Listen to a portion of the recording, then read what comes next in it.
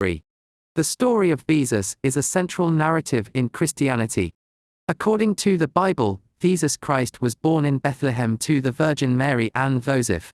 He grew up in Nazareth and began his public ministry around the age of 30. Jesus performed miracles, taught about God's kingdom, and had a group of disciples.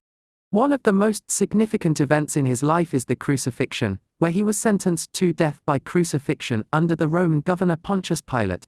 According to Christian belief, Jesus willingly died on the cross to atone for the sins of humanity. He was buried in a tomb, but rose from the dead 3 days later, an event celebrated as Easter. Jesus' teachings, often conveyed through parables, emphasized love, forgiveness, and salvation through faith in him.